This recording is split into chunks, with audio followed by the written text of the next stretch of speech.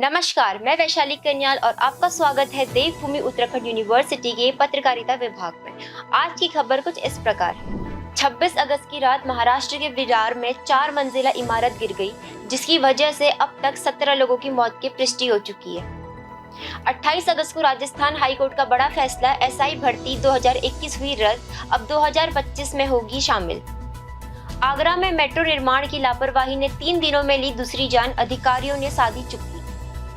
Teenager suicide case के बाद फैसला, ओपन एआई चैट जीपीटी में पेरेंटल कंट्रोल फीचर लागू किया जाएगा। सुबह 29 अगस्त 2025 को प्रधानमंत्री नरेंद्र मोदी ने किया जापान का दौरा। 15वें वार्षिक शिखर सम्मेलन में देने जा रहे हैं भारत जापान के रिश्तों को नई ऊंचाई। रूस ने यूक्रेन पर किया भीषण हमला, 629 मिसाइलों और ड्रोन ने बरसाई दहशत। भारत के गोल्डन बॉय नीरज चोपड़ा ने एक बार फिर रचा इतिहास, डायमंड लीग में लगातार तीसरी बार जीता सिल्वर मेडल। बीते दिन 28 अगस्त को उत्तराखंड के टिहरी जिले में फटा बादल, बारिश ने मचाई तबाही। आइए अब रुख करते हैं विस्तार से इन्हीं खबरों का। महाराष्ट्र के पालघर जिले के विरार इलाके में इमारत गिरने से 17 लोगों की मौत की पुष्टि हो गई है। हादसा विजयनगर क्षेत्र में 26 अगस्त की रात 12:05 पर हुआ था। लगभग 50 फ्लैटों वाले 4 मंजिला रबाई अपार्टमेंट के 12 फ्लैट खाली पड़े एक मकान पर गिर गए। हादसे के बाद एनडीआरएफ की टीमें मौके पर भेजी गई हैं और मलबे से अब तक 17 शव निकाले गए हैं, जबकि 9 लोग घायल बताए गए हैं।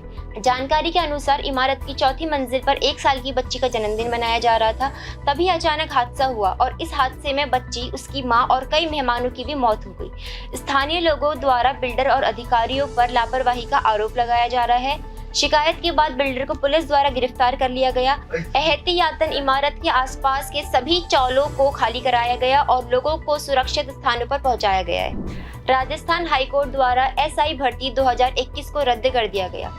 ये फैसला जस्टिस समीर जैन की एकल पीठ ने सुनाया। परीक्षा 859 पदों के लिए आयोजित की गई थी, जिसमें पेपर लीक के कारण कई ट्रेनों एसआई पकड़े गए। इस भर्ती प्रक्रिया में राजस्थान लोक सेवा आयोग आरपीएससी के कुल 6 सदस्यों की संलिप्तता पाई गई। हाई कोर्ट ने अपने आदेश में कहा कि पेपर लीक में तत्कालीन अध्यक्ष संजय श्रोत्रिय और 6 सदस्य भी गड़बड़ी के लिए लिप्त हैं। आरपीएससी के सदस्य बाबूलाल कटारा और रामूराम राइका का नाम विशेष रूप से पेपर लीक करने और भर्ती प्रक्रिया की सत्यनिष्ठा से समझौता करने में सामने आया है।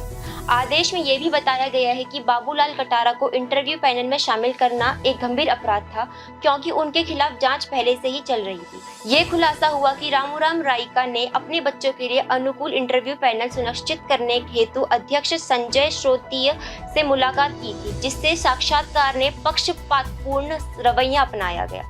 कोर्ट ने निर्देश दिया है कि इस भर्ती के पदों को साल 2025 की भर्ती में जोड़ा जाए और सभी प्रभावित अभ्यर्थियों को फिर से इस प्रक्रिया में शामिल होने का अवसर दिया जाएगा। आगरा में मेट्रो निर्माण कार्य लोगों की जान पर भारी पड़ रहा है। ताजा मामला डीएम आवास के सामने का है, जहां संकरी सड़क पर महिला बाइक से गिर गई और पीछे से आ रहे मेट्रो के ट्रक ने उसे कुचल दिया। महिला की मौके पर ही मौत हो गई, जबकि उसका पति घायल हो गया। महिला की पहचान मीनू सक्सेना के रूप में हुई है। बताया जा रहा है कि वह अपने पति के साथ इलाज के लिए जा रही थी, लेकिन सड़क पर बने गड्ढे और मेट्रो की बैरिकेडिंग के कारण हादसा हो गया।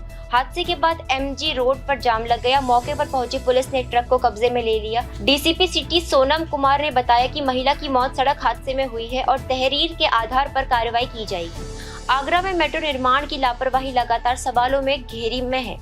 3 दिन में दूसरी मौत के बाद लोग प्रशासन से जवाब मांग रहे हैं, लेकिन अधिकारियों की खामोशी अब और बड़ी लापरवाही की ओर इशारा कर रही है। 3 दिन में ये दूसरा बड़ा हादसा है, लेकिन जिम्मेदार अधिकारी अब भी चुप्पी साधे हुए हैं। हादसे के बाद पूरे इलाके में हड़कंप मच गया है। दरअसल हाल ही में एक टीनेजर की आत्महत्या ने कई सवाल खड़े कर दिए। जांच में सामने आया कि बच्चा लंबे समय तक इंटरनेट और एआई चैट बॉट्स का इस्तेमाल कर रहा था। इसी घटना ने बच्चों की ऑनलाइन सेफ्टी को लेकर बहस छेड़ दी। ओपन एआई ने कहा है कि आने वाले अपडेट्स में पेरेंट्स को ये सुविधा मिलेगी कि वो अपने बच्चों की चैट हिस्ट्री देख सकें, स्क्रीन टाइम को कंट्रोल कर सकें और ज़रूरत पड़ने पर कुछ कंटेंट ब्लॉक भी कर सकें। कंपनी का कहना है कि ये कदम बच्चों को सुरक्षित रखने और पेरेंट्स को ज़्यादा कंट्रोल देने के लिए उठाया जा रहा है। और साइबर एक्सपर्ट्स मानते हैं कि बच्चों को टेक्नोलॉजी से पूरी तरह दूर करना संभव तो नहीं है, लेकिन पेरेंटल कंट्रोल जैसे फीचर्स उन्हें गाइड करने में मददगार साबित होगा। जापान की धरती पर कदम रखते ही प्रधानमंत्री नरेंद्र मोदी का भव्य स्वागत किया गया। इस मौके पर प्रवासी भारतीयों और जापानी नागरिकों ने लोकगीत और भजनों से माहौल को खास बना दिया। राजस्थानी लोकगीत गाकर प्रधानमंत्री का अभिनंदन किया गया। इतना ही नहीं, एक जापानी नागरिक जो खुद को राजस्थानी मधु कहती है, उन्होंने मोदी जी के लिए एक हिंदी में भजन गाकर सबका दिल जीत लिया। पीएम मोदी ने सोशल मीडिया एक्स पर लिखा था कि भारत और जापान का विकासात्मक सहयोग लगातार मजबूत हो रहा है। उन्होंने कहा कि इस यात्रा का मुख्य उद्देश्य भारत जापान के विशेष रणनीतिक साझेदारी को नए आयाम देना है। दोनों देशों के बीच आर्थिक सहयोग, निवेश और नई तकनीकों पर खास ध्यान होगा, जिनमें आर्टिफिशियल इंटेलिजेंस और सेमीकंडक्टर निर्माण अहम कार्य है। प्रवासी भारतीयों ने कहा है कि मोदी जी जब भी जापान आते हैं, उनके लिए ये गर्व का पल होता है। प्रधानमंत्री ने भारतीयों और प्रवासी समुदाय को राष्ट्र विकास का अहम हिस्सा बनाया है। यानी पीएम मोदी की इस जापान यात्रा से न सिर्फ कूटनीतिक रिश्ते मजबूत होंगे, बल्कि तकनीकी और आर्थिक साझेदारी को भी नई दिशा मिलेगी। रूस ने एक बार फिर भीषण हमला किया है। इस बार 629 मिसाइलों और ड्रोन ने यूक्रेन को निशाना बनाया गया। इन हमलों में 14 से ज्यादा लोगों की मौत हो चुकी है। कीव पर हुए इन हमलों में यूरोपीय यूनियन के डेलीगेशन की इमारत को भी नुकसान पहुंचाया गया है। हमले के बाद यूरोपीय यूनियन के प्रेसिडेंट एंटोनियो कोस्टा ने रूस से इस कार्रवाई की कड़ी निंदा की और कहा कि यूरोप यूक्रेन के साथ मजबूती से खड़ा है। रूस और यूक्रेन के बीच करीब 4 साल में संघर्ष जारी है। लाख कोशिशों के बावजूद अब तक युद्ध थमने का कोई संकेत नहीं मिल रहा है। अमेरिकी राष्ट्रपति डोनाल्ड ट्रंप से लेकर भारत के प्रधानमंत्री नरेंद्र मोदी तक दुनिया के कई बड़े नेता इस जंग को खत्म कराने की कोशिश कर चुके हैं। हाल ही में अलास्का में अमेरिकी राष्ट्रपति ट्रंप और रूसी राष्ट्रपति व्लादिमीर पुतिन की मुलाकात हुई। उसके बाद ट्रंप ने यूक्रेन के राष्ट्रपति वोलोदिमीर जेलेंस्की ने भी मुलाकात की, लेकिन दोनों ही बैठकों से कोई ठोस नतीजा नहीं निकाला। यानी यूक्रेन की सरजमी पर जारी जंग अब और खतरनाक होती जा रही है। 29 अगस्त 2025 को भारतीय खेल इतिहास का एक और सुनहरा दिन। ज्यूरिख में हुए डायमंड लीग फाइनल में भारत के ज्वेलिन स्टार नीरज चोपड़ा ने शानदार प्रदर्शन करते हुए सिल्वर मेडल अपने नाम किया।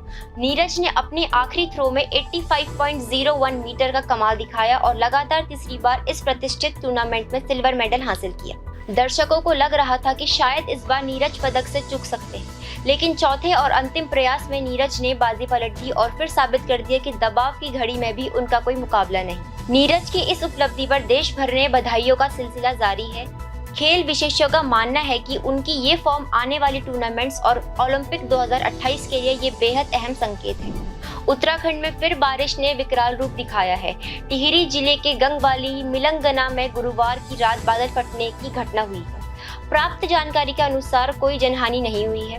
वहीं तहसील देवालय के मोरपाटा में बादल फटने की सूचना प्राप्त हुई है, जिसमें 2 व्यक्ति तारा सिंह और उनकी पत्नी लापता बताए जा रहे हैं। विक्रम सिंह और उनकी पत्नी के घायल होने की सूचना प्राप्त है। इसके अलावा भी गौशाला दबने की सूचना प्राप्त हुई है, जिसमें लगभग 15 से 20 जानवरों के दबने की सूचना प्राप्त हुई है। मूसलाधार बारिश के चलते कालेश्वर में ऊपर पहाड़ से मलबा आया, जो लोगों के घरों में घुस गया। जेसीबी मशीन के द्वारा मलबा हटाने का प्रयास किया जा रहा है। मौके पर पुलिस भी मौजूद है।